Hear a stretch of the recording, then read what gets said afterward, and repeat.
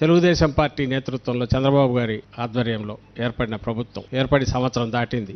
15 నెలలలోనే మొత్తంగా 5 ఏళ్లలో నిర్మించిన ఒక వ్యవస్థల పరంగా కానీ లేదా అన్ని వర్గాల సంక్షేమం రీత్యా కానీ వాళ్ళ సాధికారతను పెంచే దిశగా కానీ జగన్మోహన్ రెడ్డి గారు చేసిన మార్పులన్నింటినీ విధ్వంసం చేసి ఈరోజు ఒక అరాచకం మాత్రమే ఉందనడానికి ఎక్కడ తగిలినా అది విద్య కావచ్చు, వైద్యం కావచ్చు, ఇప్పుడు తాజాగా మనం ఏ ఇష్యూ గురించి అయితే మాట్లాడుతున్నామో రైతాంగానికి వ్యవసాయానికి సంబంధించిన సమస్య కావచ్చు, అసలు ప్రభుత్వం అనేది లేదు, అరాచకం తప్ప, లేదా మాఫియా అరాచకాన్ని ఆసరాగా చేసుకొని మాఫియా ముఠాల రాజ్యం నడుస్తుంది. ఎక్కడ సంక్షోభం లేకపోయినా సృష్టించి దాంట్లో ఏ రకంగా కమిషన్లు దండుకోవాలా, ఆర్టిఫిషియల్ క్రైసిస్ క్రియేట్ చేసేనా అన్నదానికి ఏదైనా ఒక ఉదాహరణ చక్కటిది చెప్పాలంటే ఇప్పుడు యూరియా ఫర్టిలైజర్ ఇష్యూ రాష్ట్రంలో తలెత్తింది. ముఖ్యమంత్రి మాటల్లోనే చెప్తున్నాడు యూరియాకు సమస్య లేదు, కావాల్సినంత ఉందని. అండ్ సాగు రీత్యా చూస్తే 100 ఎకరాలకు సాగు కావాల్సింది 60 ఎకరాలు కూడా కాల, అంటే 60% కూడా లేదు. ఏది సమయానికి అందకపోవడము, దానికి తోడు ప్రకృతి దీన్ని కూడా తోచి వర్షాలు అయితే విపరీతంగా పడినా, వర్షాలు ఎక్కువయ్యో అతివృష్టి అనావృష్టి వల్ల 2 దెబ్బలు పడి రైతాంగం పునారిల్లిపోయింది. ఉన్నంతలో ఏదైనా వ్యవసాయం చేసుకుందామంటే దానికి అవసరమైన విత్తనం కానీ ఎరువులు కానీ అవి సమయానికి దొరకట్లేదు. ఎక్కడైతే గవర్నమెంట్ రోల్ ఉందో ప్రభుత్వం దాని పాత్ర అవసరమో అక్కడ పూర్తి చేతులు ఎత్తేసింది చంద్రబాబు నాయుడు ప్రభుత్వం. మరి కొరత లేదని నువ్వు అంటున్నావు, సాగు జరగట్లే జరగాల్సినంత, మరి ఎక్కడికి పోయినా ఎరువులు అంటే వీళ్ళే అక్రమ నిల్వలను పెంచి బ్లాక్ మార్కెటింగ్ అని ఎంకరేజ్ చేస్తున్నారు. వీళ్ళంటే ఎవరు? తెలుగుదేశం పార్టీ ఎమ్మెల్యేలు, నాయకులు, వాళ్ళు కార్యకర్తలుగా పిలుచుకునేవాళ్ళు, ఇంకా వాళ్ళ మీద డిపెండ్ అయి పెరిగిన ఈ అక్రమ వ్యాపారులు వీళ్ళు. ఇది ఈరోజు మాఫియా రూలింగ్ నడుస్తుంది. ఎక్కడ ఏ డిపో దగ్గర చూస్తే ఏ పరిస్థితి ఉంది. మీ రైతుల్లాగా ఉండండి, రాజకీయాలు చేయొద్దని హెచ్చరించాడు. ఎవరన్నా ప్రశ్నిస్తే మిమ్మల్ని బొక్కలో వేస్తామని కూడా అన్నాడు. బొక్కలో వేస్తామనే మాటే వాడాడు. అది ఈరోజు ఇక్కడ పరిస్థితి. పేద ఫేక్ ప్రచారాలు చేస్తున్నారు. మీరంతా వైఎస్ఆర్సీపీ వాళ్ళు ముద్ర వేసి వాళ్ళను పోలీసులు పట్టుకుపోయి పోలీస్ స్టేషన్లో కూర్చోబెడుతున్నారు. ఈ దశలో ఏం చేయాలి అని అంటే ఈ వాయిస్ గట్టిగా వినిపించాలి. దాని మీద జగన్మోహన్ రెడ్డి గారు వస్తున్నారంటే హడావుడిగా ఏదో ఒకటి అనౌన్స్ చేసేయడం, ఎక్కడైనా మద్దతు ధర ఇవ్వకపోతే మిమ్మల్ని కొడతామని చెప్పి వాళ్ళు ఎవరో కొనేవాడిని బెదిరించడం. నిన్న ఉల్లి కూడా మన వైఎస్ఆర్సీపీ నాయకులు ఆ మార్కెట్కి వెళ్తే హడావుడిగా ఆ రోజు 300, 200 కూడా పోవట్లే. అలాంటి దాన్ని 1200, 2000 అయితే తప్ప గిట్టుబాటు కాదు. అంతకుముందు 5000, 6000, 20000 కూడా పోయిందని అన్నారు అప్పట్లో, గతంలో. అలాంటిది 1200కు కొంటామన్నారు. అది కూడా సరిపోదని రైతులు మొత్తుకుంటున్నా 1200 కొంటామని మెల్లగా ఒక 2-3 రోజుల తర్వాత ఒక కొనుగోలు కేంద్రం అని ఓపెన్ చేశారు. ఐ థింక్ అది మూతపడి ఉంటుంది ఇప్పటికీ. లేదా దాంట్లో ఒక 500 టన్నులు 1000 టన్నులు కొనింటారు, చేతులు దులుపుకుంటారు. జస్ట్ ప్రెజర్ పడినప్పుడు కన్సలేషన్ లాగా ఏదో చేస్తున్నారు. సో ఎక్కడ రాష్ట్రంలో రైతులను పూర్తి గాలికి వదిలేశారు, వ్యవసాయాన్ని గాలికి వదిలేశారు. పైగా ఉచిత సలహాలు ఇస్తున్నాడు. ఇప్పుడు సమస్య వచ్చి యూరియా ఎక్కువ తింటే మీకు క్యాన్సర్ వస్తుంది, జాగ్రత్త, కాబట్టి ఎవరు యూరియా వేయద్దని. నువ్వు సంస్కర్తవా? నువ్వు అడిగినప్పుడు ఇప్పుడు చెప్తున్నావు. నీ నిజం కాబట్టి నీ పాలసీలో చేసుకో. లేదా ఓ బాధ్యత కలిగిన ప్రతిపక్ష పార్టీని పట్టుకొని నువ్వు ఫేక్ పార్టీ, నేనెత్తి బొక్కలో వేస్తా, తొక్కుతా, నారదీస్తానడం. అసలు ఎక్కడున్నాడు ఈయన? నియంతలు కూడా ఇంత అడ్డగోలుగా వెళ్ళా. నియంతంటే ఇతనికి అధికారం విలువ తెలియదు, ప్రజల నుంచి అధికారం అడిగి తెచ్చుకోవాలనే తెలియదు.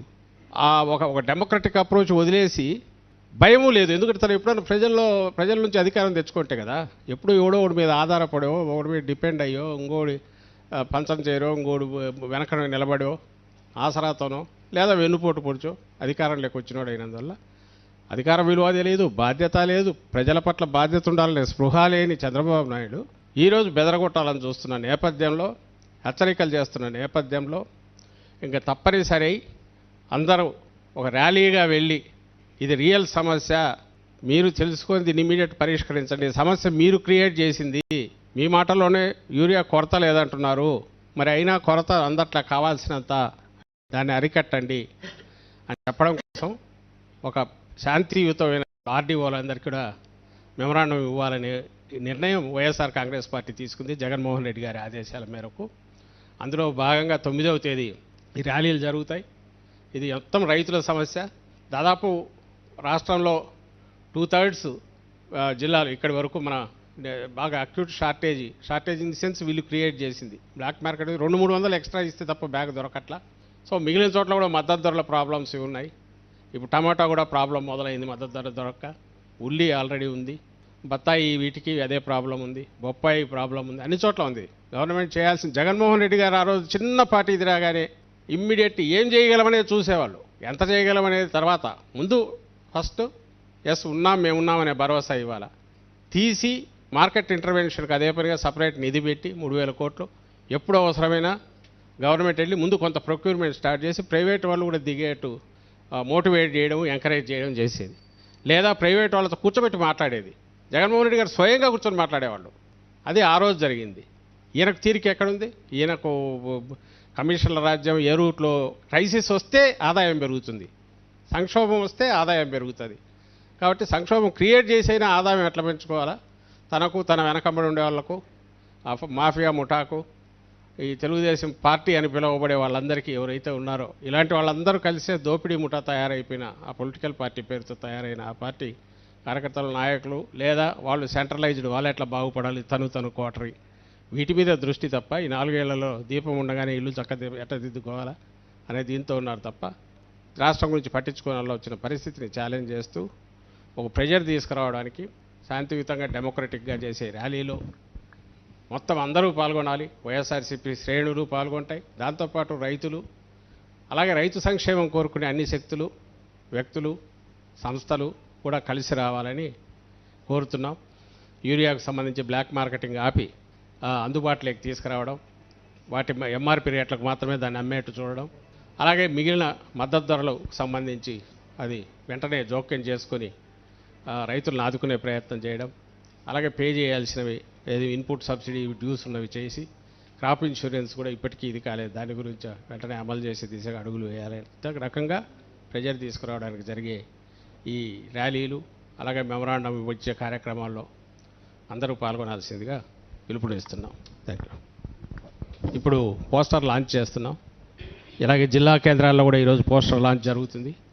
రేపు నియోజకవర్గ కేంద్రాల్లో, ఎల్లుండి మండల కేంద్రాల్లో కూడా పార్టీ ఆయా స్థాయిల అధ్యక్షులు, నాయకులు పోస్టర్ రిలీజ్ కార్యక్రమం టేకప్ చేస్తారు.